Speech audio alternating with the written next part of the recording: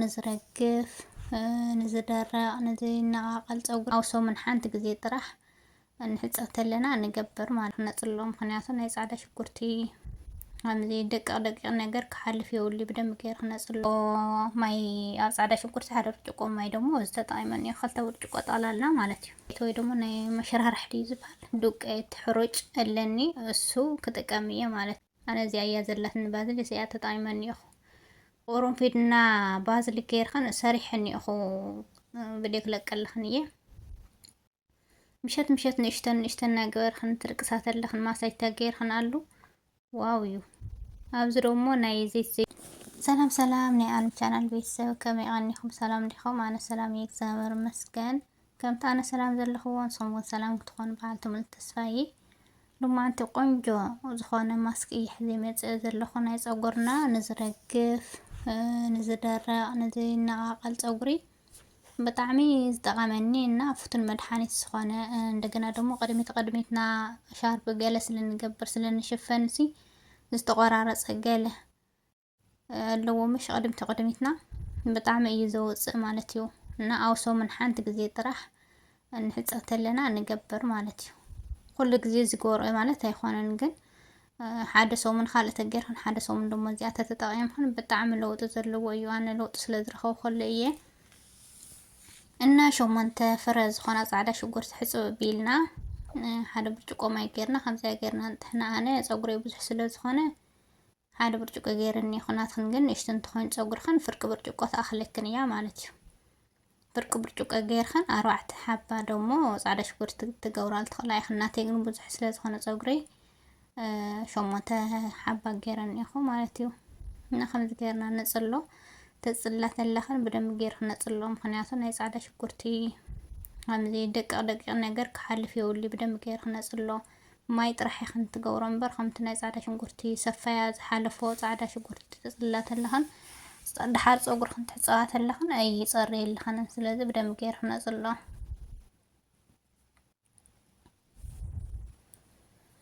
ይኸው ከምዚኣ ገይረ ፅልለያ እኒኹ እና በጣም ጽቡቅ እዩ ተጠቀማሉ ጨና ኣለዎ እዩ መቸስ ጨኒ ፃዕዳ ሽጉርቲ ናይ ፃዕዳ ሽጉርቲ ጨና ትፈልጠ ኢኽን ግን ዓሞታትክን ኣብ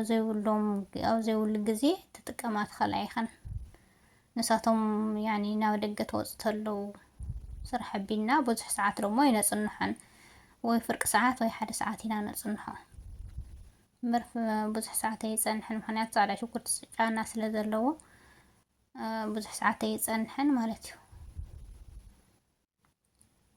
ካብኡ ፃዕዳ ሽጉርቲ ዘፅለልናዮ ኣብ ብረድስቲ ከምዚኣ ገይርና ንግምጥሎ ካብኡ ሓደ ብርጭቆ ማይ ክውስኸሉ እየ ካልተ ብርጭቆ ይኾን ኣሎ ማለት እዩ ንስኽን ግን ፍርቂ ብርጭቆ ካፍቲ ፍርቂ ብርጭቆ ካብዚ ገይርክን ሓደ ብርጭቆ ትገብራ ትኽእላ ኢኽን ኣነ ግን ፀጉሪ ብዙሕ ስለዝኾነ ሓደ ብርጭቆ ማይ ኣብ ፃዕዳ ሽጉርቲ ሓደ ብርጭቆ ማይ ደሞ ዝተጠቂመን እየ ክልተ ብርጭቆ ጠቅላላ ማለት እዩ ካብኡ ናይ በቆሎ ዱቄት ወይ ደሞ ናይ መሽራርሕ ድዩ ዝበሃል ዱቄት ሕሩጭ ኣለኒ እሱ ክጥቀም እየ ማለት እዩ ሪኢኹን ኣትኸንክን ኣብቲ ፎቶ እሱ ተጠቂመን እየ ክልተ ማንካ ገይረ ብደንብ ገይረ ክሕብሮ እየ ክወሃድ እኒአዎ ብዚ ናይ ኬክ ምውሃድ እኒአዎ ብኡ ገይረ ክወሃድ እየ ተሽከርኪራ እዛ ብረድስቲ ምስክናይቲ ሓደ ኢድኻ ምቕራፅ ሓደ ኢድኻ ምስራሕ ሲ ብጣዕሚ ከቢድና ተሽከርኪራ ካብኡ ኣብ ሓዊ ክገብሮ እየ ኣብዚ ግን ተስተውዕል እየ ዘለክን እንትን ብደንብ ኢኽን ተሕብርኦ ምክንያቱ ክሳዕ ዝፈልሕ ኢድኽን ክትፈልያ የብልኽን እንተዘይኮይኑ ዓንኳር እዩ ዝኸውን እቲ ናይ በቆሎ ሕሩጭ ናይ መሽራርሕ ሕሩጭ እንትን ይብለልኽን ዓንኳር እዩ ዝኸውን ግዴታ ክሳዕ ዘይፈልሕ ኢድኽን ክትፈልያ የብልኽን ካብዚኣ ማለት እዩ ሓዊ ቀንስ ኣቢልኽን ተሕብርኦ እኒአክን ሪኢኽን ስውቆ መሲሉ ገና እዩ ኣይሓፈሰን ክሓፍስ ኣለዎ ግዴታ እና ተጠቀማሉ ቢያንስ ኣብ ሰሙን ሓደ ግዜ ተጠቀማ ብጣዕሚ እዩ ጽቡቅ ፀጉርካ ደሞ ከመይ ከም ዘለስልሶ ክነግረክን ኣይኽእል በእውነት ብጣዕሚ እዩ ዘለስልሶ ፀጉርካ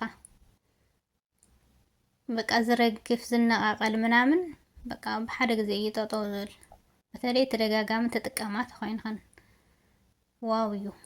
እናስ ከዓ መጨረሻ ሓቢርክና ንፅንሓ ኣብ መጨረሻ እውን ዝውስኮ ስለ ዘለኒ ተኸታተልና ንሳዕ መጨረሻ ማለት ጠቅመክን እዩ ሸር ላይክ እውን እናገበርክን ካብኡ ናፍታ ዝቐበአላ ሸሓነ ንኣ ገምጢለያ እኒኹ ኣብዚ ሓደ ማንኪያ ባዝሊ ገይሩል እኒኹ ባዝሊ ንፀጉርና ብጣዕሚ እዩ ፅቡቅ በተለይ ምስ ቁርንፍድ ገይርክን ኣነ እዚኣ እያ ዘላትኒ ባዝሊ እዚኣ ተጠቂመ እኒኹ ቁርንፍድና ባዝሊ ገይርክን ሰሪሕ እኒኹ ቪድዮ ክለቀልክን እየ ምሸት ምሸት ንእሽተን እናገበርክን ትርቅሳት ኣለክን ማሳጅታ ገይርክን ኣሉ ዋው እዩ ኣብዚ ደሞ ናይ ዘይት ዘይቱንና ቁርንፍድ ዝሰራሕዎ ቅብኣት ነይሩኒ ንእሽተን ገይረሉ እኒኹ ምክንያቱ ምእንታ ንፀጉርና እንትን ክብሎ ከለስልሶ ርኢክን እቲ ፃዕዳ ሽጉርትና እቲ ናይ በቆሎ ሕሩጭ ዝገበር ኩሉ ሙቐት ስለ ዘሎ እቲ ቅብኣትና እቲ ባዝሊ ርኢዮ በዓሉ ተዋሂዱ ማለት እዩ ምክንያቱ ኣይዝሓለን ሙቐት ስለ ዘሎ ከምዚኣ ገይርክን ብደንብ ገይርክን ተዋህዳ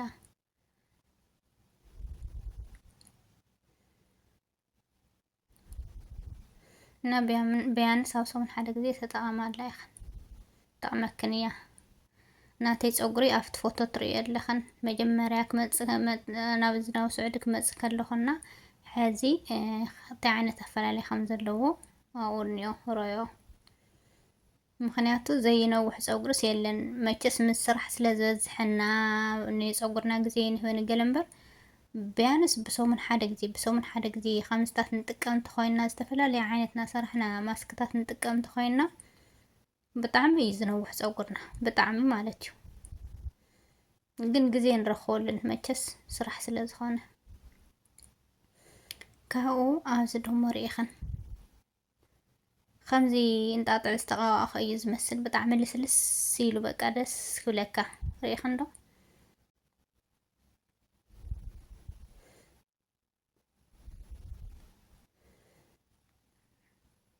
ጨጉሪ ከመይ ከም ተለወጠ ቅድሚት ይንዋዓሉ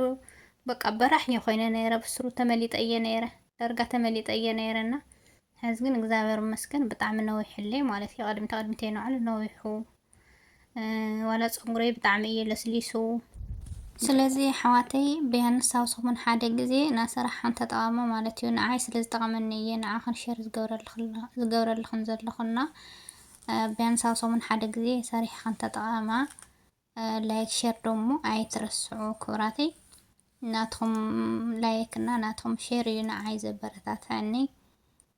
ክሳብ መጨረሻ ሓቢርኩም ስለ ዝፀናሕኩም ብጣዕሚ እየ ዘመስግን